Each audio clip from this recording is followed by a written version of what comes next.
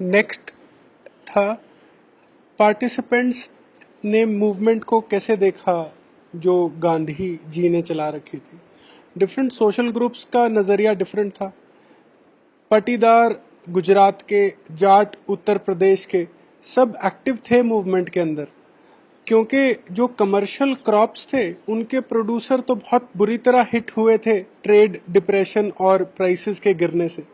जो rich merchant थे, अमीर, वो भी काफी एंथुजियास्टिक थे, उत्साहपूर्वक समर्थन दे रहे थे सिविल डिसोबीडियंट मूवमेंट को। उनका स्ट्रगल जो था वो हाई रेवेन्यूज के खिलाफ था, और जब जो भी सरकार का एटीट्यूड था 1931-32 में, उससे वो काफी डीपली डिसअपॉइंटेड थे, निराश थे। जो गरीब पेजेंट्री थी वो इंटरेस्टेड नहीं थी रेवेन्यू डिमांड को कम करने से। रेवेन्यू डिमांड मतलब जो टैक्सेस की डिमांड है, उनकी अपनी प्रॉब्लम रही।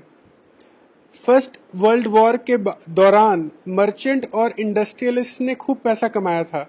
कॉलोनियल पॉलिसीज के खिलाफ अब वो लड़ना चाहते थे जो बिजनेस एक्टिविटी को रिस्ट्रिक्ट करती थी। प्रोटेक्शन लेना चाहते थे इंपोर्ट्स के प्रति, imports of foreign goods. Rupee pound या रुपी स्टर्लिंग फॉरेन एक्सचेंज रेशो को भी ऐसा रखना चाहते थे जिससे इंपोर्ट डिस्करेज हो।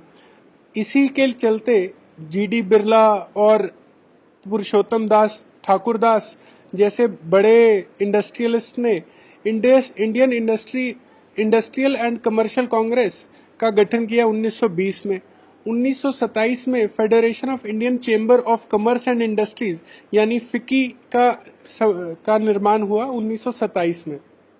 अगर हम एक 2 मिनट का यहाँ पर इम्पोर्टेंट डेट्स के ऊपर नजर डालें तो 1918-1919 में यूपी पेजेंट्स को ऑर्गेनाइज किया था बाबा रामचंद्रा ने। अप्रैल 1919 में गांधीयन हड़ताल हुई राउलेट एक्ट के विरोध में, और जलियांवाला बाग मैसेकर किया गया जनरल डायर द्वारा अमृतसर में। जनवरी 1921 में नॉन कोऑपरेशन और खिलाफत मूवमेंट लॉन्च की गई। फरवरी 1922 में गांधी जी ने नॉन कोऑपरेशन मूवमेंट वापस ली चौरी चौरा इंसिडेंट्स के बाद, जहां पुलिस वालों की जान ले ली थी जो लड़ाई के दौरान आम जो प्रोटेस्टर्स थे उन्होंने। मई 1924 में अलूरी सीतारामा राजू को अरेस्ट किया गया और 2 साल की आर्म्ड स्ट्रगल जो अवध में चल रही थी वो एंड कर गई, खत्म हो गई। दिसंबर 1929 में लाहौर कांग्रेस हुई और कांग्रेस ने पूर्ण स्वराज की डिमांड रखी।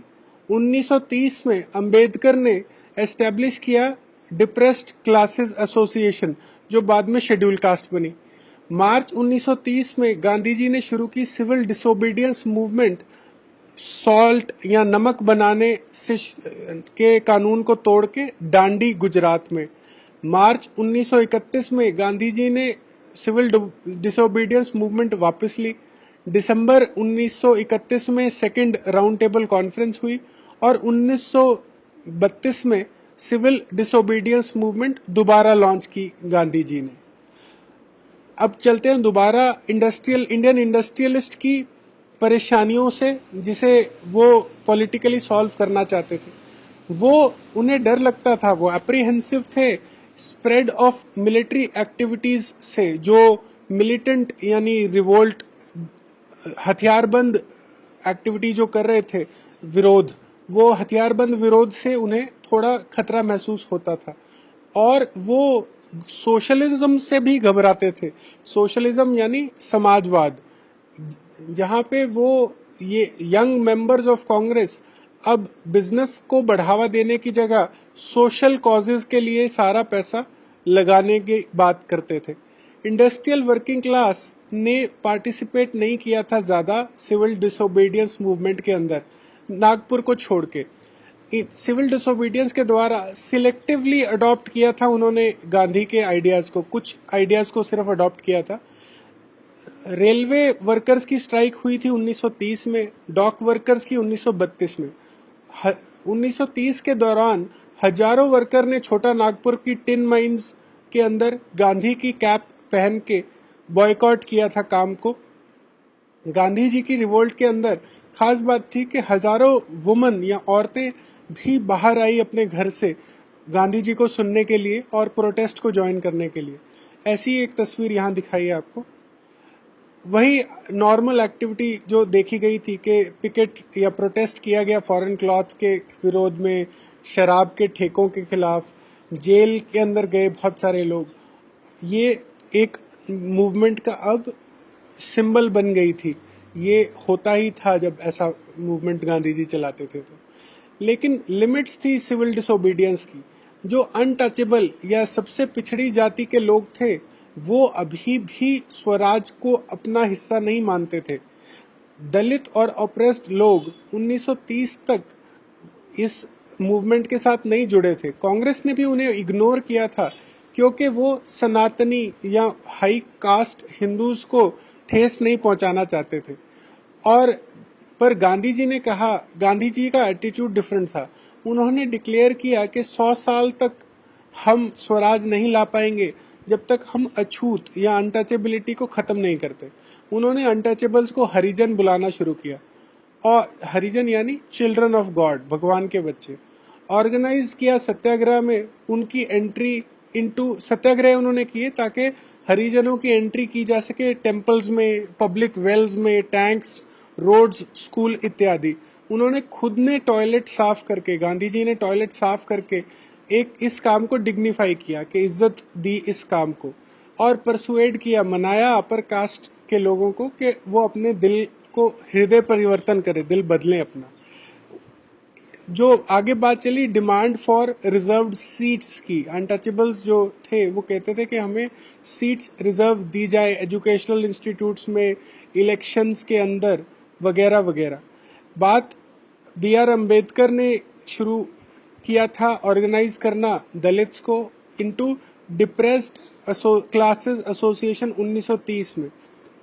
और ये इनके विचार गांधी जी के एक बार तो क्लैश हुआ, उनके खिलाफ टकराए, लेकिन अल्टीमेटली अंबेडकर ने गांधी जी की बात मान ली और डिप्रेस्ड क्लासेस जो कि बाद में शेड्यूल कास्ट के नाम से जाने लगी, उन्हें रिजर्व्ड सीट्स रखी गई उनके लिए प्रोविंशियल और सेंट्रल लेजिस्लेटिव काउंसिल्स के अंदर, जो आम जनता जिसे इलेक्ट करेगी। सेपरेट इलेक्टोरेट यानी एक एरिया जिसके अंदर सिर्फ वो दलित ही वोट डाल पाए, ऐसा एरिया की डिमांड खारिज की गई। पूना पैक्ट इसे कहा गया, 1932 के अंदर ये हुआ। मुस्लिम्स भी खिलाफत मूवमेंट के बाद में कांग्रेस से जुड़ने की बजाय एलियनेट या दूर होते महसूस कर रहे थे।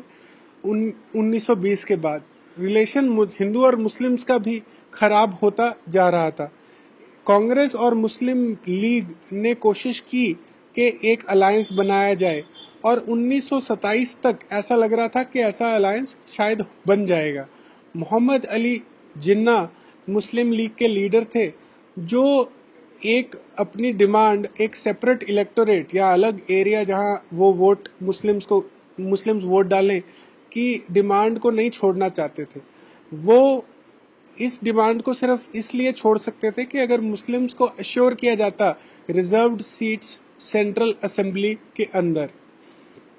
हिंदू महासभा ने इस तरह के विचारों को बहुत जोर शोर से अपोज किया, का विरोध किया।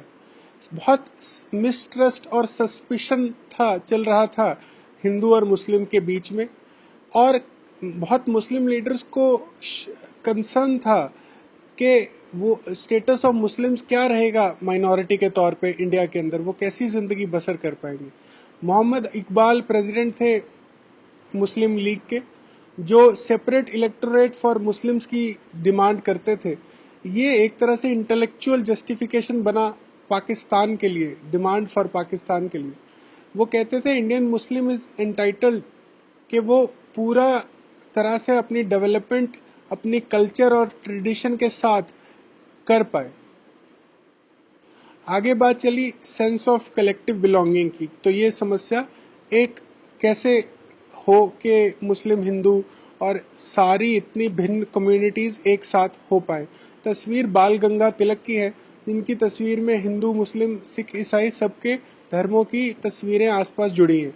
नेशनलिज्म जो है, हमने पहले देखा था कि वो जब एक्सपीरियंस ऑफ संगठित परिश्रम या यूनाइटेड स्ट्रगल का होता है, तो उसके अंदर लोग एक साथ आते हैं, दे कम टुगेदर।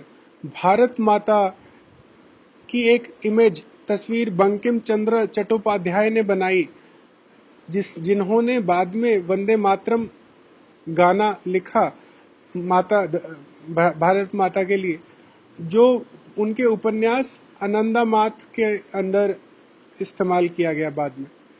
रविंद्रनाथ टैगोर, जो रविंद्रनाथ टैगोर के भाई थे और एक बहुत मशहूर पेंटर थे, उन्होंने ये तस्वीर बनाई भारत माता की, जहां वो असेटिक, साधु के रूप में काम, कंपोज्ड, बिल्कुल मन अपना शांत किए, डिवाइन, भगवान के लिए स्पिरिचुअल एक तरह से फॉर्म लेके खड़ी हुई नजर आ रही हैं। जवाहरलाल नेहरू भी एक भारत माता की तस्वीर लिए यहाँ खड़े हैं। और जो मद्रास के अंदर नतेसा शास्त्री ने एक बड़ी 4 वॉल्यूम की किताब लिखी, जिसमें तमिल फोक टेल्स थी, जो प्रचलित दंत कथाएं जिसके अंदर लिखी थी, folklore, folk tales of southern India. Bengal के अंदर भी इसी तरह से ट्राई कलर, जो लाल, हरा और येलो था, उसका इस्तेमाल किया जाने लगा भारत माता के लिए।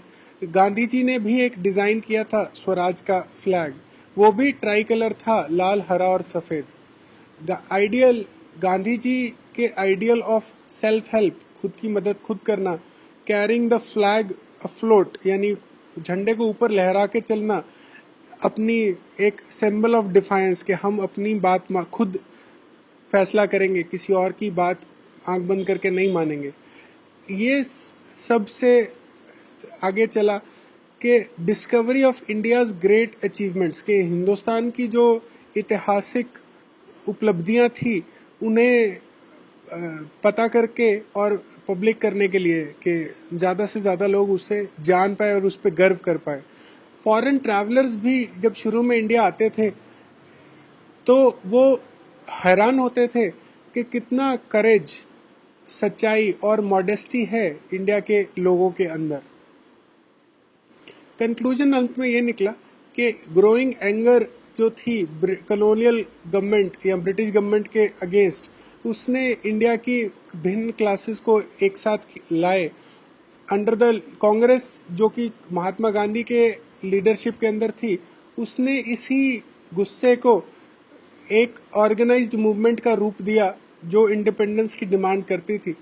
डाइवर्स ग्रुप, अलग अलग ग्रुप और क्लासेस ने अपनी एस्पिरेशंस और एक्सपेक्टेशंस रखी मूवमेंट से कि वो आज़ादी के बाद या आज़ादी की मांग से उनकी समस्याएं हल होंगी।